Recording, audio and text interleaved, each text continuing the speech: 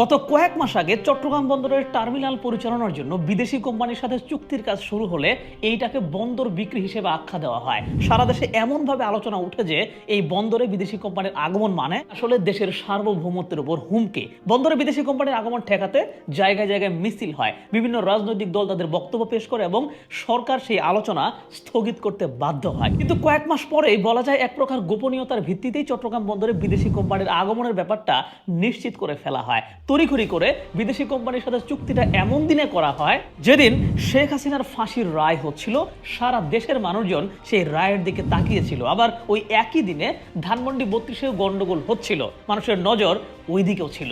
আর এসবের মধ্যেই চট্টগ্রামের লালদিয়াচরের নতুন টার্মিনাল নির্মাণ এবং পরিচালনার দায়িত্ব দেওয়া হয় ডেনমার্কের প্রতিষ্ঠান এপি মুলারকে। আবার ঢাকার কেরানীগঞ্জের পানগাঁও অভ্যন্তরীণ টার্মিনালের পরিচালনার দায়িত্ব দেওয়া হয় সুইজারল্যান্ড ভিত্তিক প্রতিষ্ঠান মেটলককে। লালদিয়াচরের টার্মিনাল নির্মাণকালীন সময় লাগবে প্রায় 3 বছর এবং এরপর আরো 30 বছর এইটা এপি মুলার পরিচালনা করবে। আবার পানগাঁও টার্মিনাল পরিচালনা করবে আগামী 22 বছর সুইজারল্যান্ডের মেটলক। আর সেই সাথে আলোচনা হচ্ছে কিছুদিনের মধ্যেই চট্টগ্রাম বন্দরের সবচেয়ে গুরুত্বপূর্ণ টার্মিনাল নিউ মোরিং টার্মিনাল, যেটা মূলত বাংলাদেশি বিনিয়োগে নির্মিত হয়েছে এবং বর্তমানে বাংলাদেশ নৌবাহিনী একটি খুব ভালোভাবে পরিচালনা করছে। আর এই টার্মিনালটাও নাকি কিছুদিনের মধ্যে দুবাই ভিত্তিক ডিপি ওয়ার্ল্ডের কাছে 30 বছরের জন্য ইজারা দেওয়া হতে পারে। এছাড়া ইতিমধ্যেই পতেঙ্গা টার্মিনাল সৌদি আরবের রেড সি গেটওয়েকে দেওয়া হয়েছে, বাকি আরো কয়েকটা টার্মিনাল বিদেশিদের কাছে দেওয়ার কাজ চলছে। তো পুরো ব্যাপারটা আসলে কি? বিদেশি কোম্পানির কাছে পরিচালনা এবং উন্নয়নের দায়িত্ব দেওয়াটা কি আসলে ঝুঁকিপূর্ণ, কিংবা এই ইজারা দেওয়ার মাধ্যমে বাংলাদেশের আদৌ কোনো লাভ কি হবে, নাকি বাংলাদেশ থেকে টাকা পয়সা শুধু বাইরেই চলে যাবে? আর রাজনৈতিক দলগুলোকে উপেক্ষা করে তড়িঘড়ি করে এই চুক্তি করার পেছনে সরকারের উদ্দেশ্যটাই বা কি? চলুন এই পুরো ব্যাপারগুলো আজকে বোঝার চেষ্টা করি। তো খেয়াল করে দেখেন, কিছুদিন আগে একটা ভিডিওতে বলেছিলাম যে দরিদ্র অঞ্চল এবং শিক্ষা দীক্ষায় পিছিয়ে থাকা অঞ্চলের মানুষজনকে কিন্তু নানান কথার ফাঁদে ফেলে এবং ভয় দেখিয়ে খুব ইজিলি প্রভাবিত করা যায়। বিশেষ করে ধর্ম এবং রাষ্ট্রীয় নিরাপত্তার কথা বলে সহজেই এসব অঞ্চলের মানুষকে ডাইভার্ট করা যায়। আর দুঃখজনক হলো সত্য, বাংলাদেশের বেশিরভাগ মানুষের সচেতনতার লেভেল এরকম পর্যায়ে আছে। এখানে মানুষকে রাষ্ট্রীয় নিরাপত্তা এবং ধর্মীয় ইস্যু নিয়ে ইজিলি ভয় দেখানো যায়, যেটা নিয়ে রাজনৈতিক দলগুলোর রাজনীতিও করে। যাই হোক, এই লাইন থেকে আপনি আরো চিন্তা করতে থাকেন, আমি মূল আলোচনায় প্রবেশ করি। দেখেন, পৃথিবীতে উন্নয়নশীল দেশগুলোর অগ্রগতির ইতিহাস খুঁজলে আপনি এমনটাই পাবেন যে সেসব দেশে বিদেশিরা সরাসরি ইনভেস্ট করে দেশের অবকাঠামো দাঁড় করিয়ে দিয়ে গেছে। এর সবচেয়ে ভালো উদাহরণ হচ্ছে মালয়েশিয়া। 70-80 দশকে মালয়েশিয়ার সরকার খেয়াল করে দেখলো দেশে বহুত সম্পদ আছে, কিন্তু এগুলো ইউজ করার মতো মানুষজন নাই, দক্ষ কোনো প্রতিষ্ঠান নাই। এরপর তারা বিভিন্ন দেশের ইনভেস্টরদেরকে ইনভাইট করে আর নানান দেশ থেকে বিনিয়োগকারীরা এসে মালয়েশিয়ায় কারখানা এবং অবকাঠামো স্থাপন করে মালয়েশিয়াকে পাল্টে দেয়। নির্দিষ্ট সময় পর সেসব অবকাঠামো এবং কারখানার মালিক হয়ে যায় মালয়েশিয়া নিজেই। আবার 80-র দশকে কিন্তু চীনও এই একই কাজ করেছে। দেখেন, একটা দেশ বিদেশের কাছ থেকে উন্নয়নের জন্য দুই রকম সহায়তা নেয়। এক, সরাসরি ঋণ নেয়, যে ঋণের সাথে সুদ যুক্ত থাকে। সেই ঋণের অর্থ দিয়ে দেশের গুরুত্বপূর্ণ অবকাঠামো নির্মাণ করে সরকার। দ্বিতীয়ত, সরকারের যদি নিজস্ব প্রযুক্তি না থাকে এবং দক্ষ ঠিকাদার না থাকে, তবে ঋণ না নিয়ে সরকার বিদেশি কোম্পানিকে সরাসরি আমন্ত্রণ জানায়। আর সেই বিদেশি প্রতিষ্ঠান দেশে বিনিয়োগ করে অবকাঠামোগত পরিবর্তন নিয়ে আসে এবং সেই অবকাঠামো থেকে টোল বা সার্ভিস আদায় করে তাদের মূলধন এবং লাভের অংশ উত্তোলন করে সেই বিদেশি কোম্পানিটা। চুক্তির মেয়াদ শেষ হলে সেই অবকাঠামো পূর্ণ মালিকানা এই সরকার পেয়ে যায়। এইটা হচ্ছে ফরেন ডিরেক্ট ইনভেস্টমেন্ট। মনে করেন আপনার মানুষজন খুবই দুর্নীতিবাজ এবং আপনার দেশের নিজস্ব দক্ষ ঠিকাদার বা ইঞ্জিনিয়ারিং কোনো প্রতিষ্ঠান নাই। এক্ষেত্রে আপনি যদি বিদেশ থেকে 1000 কোটি টাকার একটা ঋণ নিয়ে আসেন এবং সেই টাকা দিয়ে একটা ছোট্ট ব্রিজ বানাতে যান, তবে নিশ্চিতভাবেই কিন্তু আপনি জানেন যে এই 1000 কোটি টাকা থেকে 30 থেকে 40% টাকা দুর্নীতি হবে। ফলে আবারও ঋণ করে টাকা আনতে হবে এবং এই কাজ শেষ করতে করতে 3 বছরের জায়গায় 5 বছর লেগে যাবে। এর মধ্যে আবার দেশীয় প্রতিষ্ঠানের এই নির্মাণে নিম্নমানের মাল সামগ্রী ব্যবহারেরও একটা সম্ভাবনা আছে। আর একই সময় যদি আপনার হাতে এই অপশনটাও থাকে যে বিদেশি একটা কোম্পানি তাদের অর্থ খরচ করে আপনার ব্রিজ বানিয়ে দেবে, এরপর 10 বছর তারা এই ব্রিজ থেকে টোল আদায় করবে। এতে কি হবে? 2 বছরের মধ্যে ব্রিজটা হয়ে যাবে এবং ব্রিজের সুবিধা আপনারা পেতে শুরু করবেন। তাহলে কোন পথে যাবেন?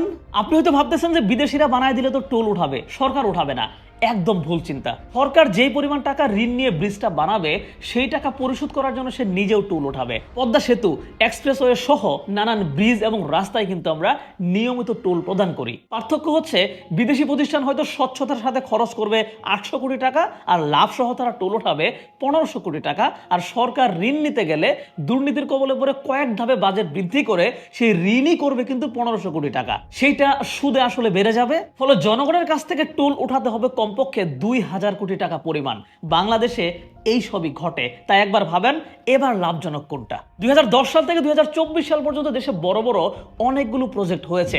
এলিভেটেড এক্সপ্রেসওয়ে, পদ্মা রেল সংযোগ, কর্ণফুলী টানেল, বিভিন্ন জায়গায় রাস্তা, সমুদ্র বন্দর ইত্যাদি, এই সবগুলো প্রকল্প করা হয়েছে বিদেশ থেকে ঋণ নিয়ে এসে, যে কারণে প্রতিটি প্রকল্পের মেয়াদ বারবার বেড়েছে, প্রতিটি প্রকল্পের খরচ একাধিকবার বেড়েছে, নতুন নতুন প্রকল্প এসেছে, আর এসব প্রকল্পের ভেতর থেকে হাজার কোটি টাকা লুটপাট হয়েছে।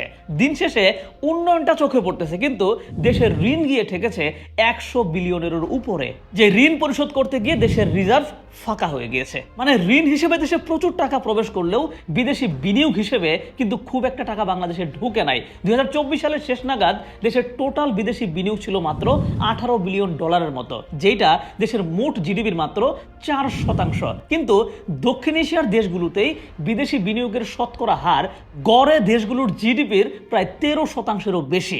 ভারতের জিডিপির 14% তাদের বিদেশি বিনিয়োগ, ভুটানের প্রায় 17%, আর বাংলাদেশে বিনিয়োগ খুবই কম। মানে বাংলাদেশে বিদেশিদের বিনিয়োগ ঢুকে নাই, ঢুকেছে ঋণের টাকা। কিন্তু ঋণের টাকার তুলনায় বিনিয়োগ অনেক অনেক বেশি ভালো, বেশি দরকার, বেশি সাস্টেইনেবল। কারণ যেহেতু আমাদের নিজেদের বেশি টাকা পয়সা নাই, আবার ঋণ নিয়েও ঠিকঠাক আমরা ইউজ করতে পারি না, তাই আমাদের উন্নয়নের জন্য বিদেশি বিনিয়োগটাই দরকার। আর অন্তর্বর্তী সরকার কিন্তু সেই বিনিয়োগ আনার জন্য চেষ্টা করতেছে। এখন ঝামেলা যেটা হয়েছে যে চট্টগ্রাম বন্দরের টার্মিনাল পরিচালনা এবং নতুন টার্মিনাল নির্মাণের জন্য বিদেশি কোম্পানিকে আমন্ত্রণ জানানো হয়েছে।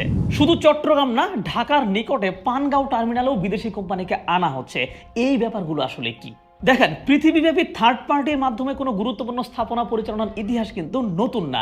সমুদ্র বন্দর, বিমানবন্দর ইত্যাদি পরিচালনার জন্য যেমন দক্ষ জনবল লাগে, আবার অনেক প্রযুক্তিও লাগে, যেই ব্যাপারে অনেক দেশই কিন্তু সক্ষম না, যে কারণে নিজেদের বন্দর পরিচালনার জন্য অন্য দেশের কাউকে দায়িত্ব দেওয়া হয়। আবার বিশ্বব্যাপী এইসব ম্যানেজারিয়াল সার্ভিস প্রদানের জন্য গড়ে উঠেছে অসংখ্য প্রতিষ্ঠান। তো বিশ্বের এরকম সেরা সেরা কিছু প্রতিষ্ঠানের নাম যদি আমি বলি, তাহলে প্রথমে আসবে সংযুক্ত আরব আমিরাতের ডিপি ওয়ার্ল্ড, সৌদি আরবের রেড সি গেটওয়ে, সুইডেনের এপি মুলার, চীনের কস্কো শিপিং পোর্টস, সিঙ্গাপুরের পিএসএ, নেদারল্যান্ডসের এপিএম টার্মিনাল ইত্যাদি। এই প্রতিষ্ঠানগুলো বিশ্বের বিভিন্ন দেশের নামকরা বড় বড় সব বন্দর পরিচালনা করে। যেহেতু এই প্রতিষ্ঠানগুলো বন্দর পরিচালনায় এক্সপার্ট, তাই তারা এমন এমন দেশের বন্দরে বিনিয়োগ করতে চায় যেসব দেশে বন্দর কেন্দ্রিক একটা বিশাল সম্ভাবনা আছে। তো বাংলাদেশেরও সমুদ্র আছে এবং আশেপাশে বিরাট একটা অংশ আছে যারা বাংলাদেশের বন্দর ব্যবহার করার সম্ভাব্য কাস্টমার। সুতরাং বন্দর কেন্দ্রিক বাংলাদেশের সম্ভাবনা অনেক বেশি। ইতিমধ্যেই ভুটান তাদের মালামালের প্রথম চালান কিন্তু বাংলাদেশের বন্দর ব্যবহার করে থাইল্যান্ড থেকে এনেছে। এরকম আশেপাশের অনেকেই হয়তো আনতে চাইবে, কিন্তু দুঃখজনক হচ্ছে আমাদের এখনো গভীর সমুদ্র বন্দর নাই, বিশাল বিশাল মাদার ভেসেল আমরা এখনো আমাদের বন্দরে ভেরাতে পারি না। এই ব্যাপারগুলোকে একটা সমাধানে আনা কিন্তু দরকার। তাই চট্টগ্রামের পতেঙ্গা টার্মিনাল দেওয়া হচ্ছে সৌদির রেড সি গেটওয়ের কাছে, নিউ মোরিং টার্মিনাল দেওয়ার আলোচনা চলছে ডিপি ওয়ার্ল্ডের কাছে, আর লালদিয়ার নতুন একটা টার্মিনাল বানানো এবং সেটা পরিচালনার দায়িত্ব দেওয়া হচ্ছে সুইডেনের এপি মুলারকে। আবার ঢাকার কাছে পানগাঁও টার্মিনালের দায়িত্ব দেওয়া হয়েছে সুইজারল্যান্ড ভিত্তিক প্রতিষ্ঠান মেটলককে। লালদিয়াতে এপি মুলার যা করবে তা আসলে পুরোপুরি বিদেশি বিনিয়োগ হিসেবেই কাউন্ট হবে। তারা এখানে আগামী 3 বছরের প্রায় 6700 কোটি টাকা ব্যয় করে নতুন এই টার্মিনালটা বানাবে। এরপর এই টার্মিনাল তারা পরবর্তী 30 বছর পরিচালনা করবে। অনেকেই বলতেছেন যে এত লম্বা সময়ের জন্য কেন?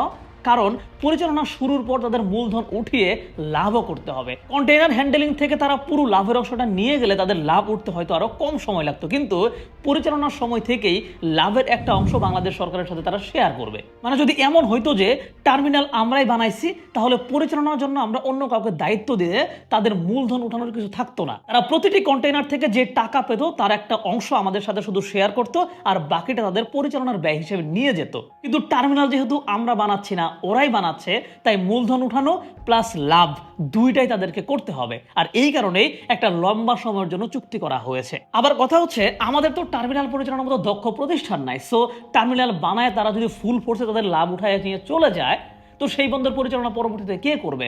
আবারও কাউকে না কাউকে দায়িত্ব দিতে হবে, অথবা দেশীয় কোনো প্রতিষ্ঠানকে দিতে হবে, যেখানে আবারও দুর্নীতির সম্ভাবনা তৈরি হতে পারে। যে কারণে 30 বছরের জন্য নতুন টার্মিনালের পরিচালনার দায়িত্ব দেওয়া হয়েছে ওই বিদেশি প্রতিষ্ঠানকেই। আবার অনেকেই ভাবতেছেন যে মাত্র 6,700 কোটি টাকার বিনিয়োগের বিনিময়ে বিদেশি কোম্পানিকে এইটা দেওয়া কি ঠিক হচ্ছে? দেখেন, ব্যাপারটা কিন্তু এমন না যে এই টাকা সরকার হাতে পাচ্ছে, এই টাকার বিনিময়ে টার্মিনাল বানানো হবে মূলত। তো যারা পরিচালনা করবে তারা যদি এই টাকার মধ্যেই টার্মিনাল বানিয়ে ফেলতে পারে তাতে তো সমস্যা নাই। মূলত আমাদের দরকার নতুন নতুন টার্মিনাল। তবে প্রশ্ন হচ্ছে, সুইডেনের প্রতিষ্ঠানকে এই টার্মিনাল নির্মাণ এবং পরিচালনার দায়িত্ব দেওয়া হচ্ছে, এইটা নিয়ে আসলে কি কি চুক্তি হয়েছে তা খোলাসা করা হয় নাই। আবার এই ধরনের কাজ দেওয়ার ক্ষেত্রে সাধারণত কয়েকটা আগ্রহী প্রতিষ্ঠানের মধ্যে বিডিং হয়, যেটা জনগণের নিকট ওপেন থাকে, কিন্তু সেরকম কিছু হয়েছে বলেও জানা যায় নাই। তবে পাল্টা প্রশ্ন এমনভাবেও করা যায় যে অনেকগুলো প্রতিষ্ঠান এই কাজ নেওয়ার জন্য আগ্রহী ছিল কিনা সেটাও তো আমরা জানি না। যদি আগ্রহী একাধিক প্রতিষ্ঠান নাই থাকে তাহলে বিডিং হবে কাদের মধ্যে? আবার বিডা চেয়ারম্যান বলেছেন যে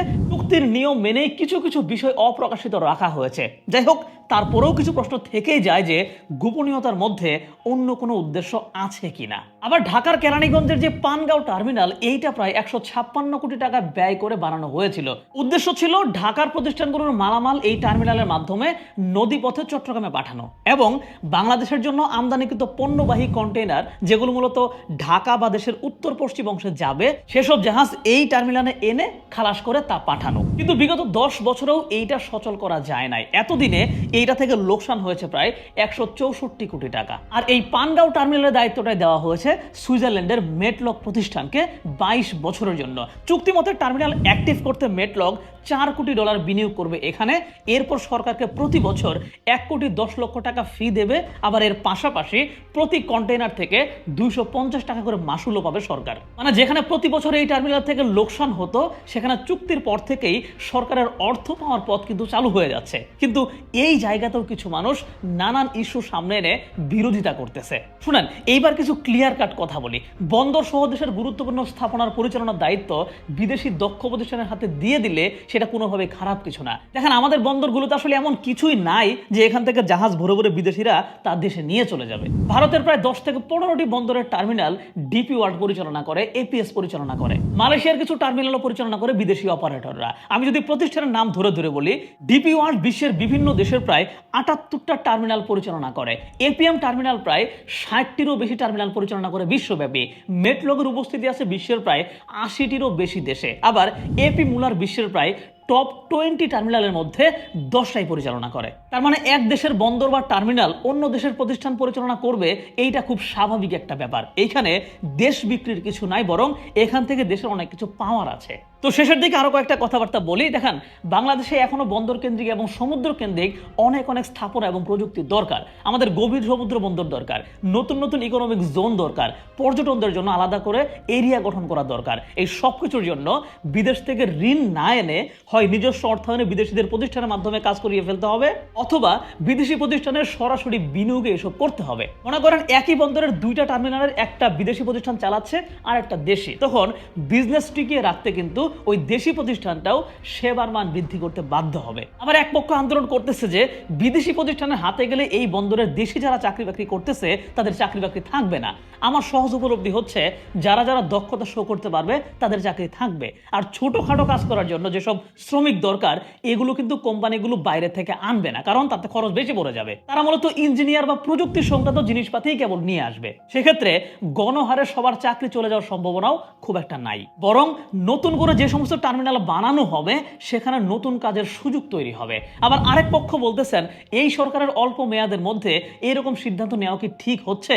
আমি বলবো মোটামুটি ঠিকই হচ্ছে। কারণ আওয়ামী লীগ রাজনৈতিক সরকার ছিল, তারা তাদের সময়ে বিদেশি বিনিয়োগের চাইতে বিদেশি ঋণ বেশি নিয়ে আসছে, কারণ ঋণ আনলে চুরি করার সুযোগ বেশি। এখন সামনের রাজনৈতিক সরকার ক্ষমতায় গিয়ে ওই একই কাজ যে করবে না তার নিশ্চয়তা কি? তাই এই অরাজনৈতিক সরকার দুই একটা এমন কাজ করে যাক যাতে এসবের সফলতা দেখিয়ে জনগণ হিসেবে আমরা পরবর্তীতে রাজনৈতিক সরকারকে ভালো কাজ করতে চাপ প্রয়োগ করতে পারি। এখন অন্তর্বর্তী সরকারের নানান ব্যর্থতা আছে, দেশের আইন শৃঙ্খলা রক্ষায় তারা পুরোপুরি ব্যর্থ, প্রশাসনের মধ্যে দুর্নীতি, স্বজনপ্রীতি ইত্যাদিও চলছে, বিভিন্ন অসন্তোষ থেকে জন্ম নিচ্ছে একটার পর একটা আন্দোলন। কিন্তু এসবের পরেও যদি দুই একটা ভালো কাজ করার চেষ্টা তারা করে, সেগুলোকে সাপোর্ট করতে হবে।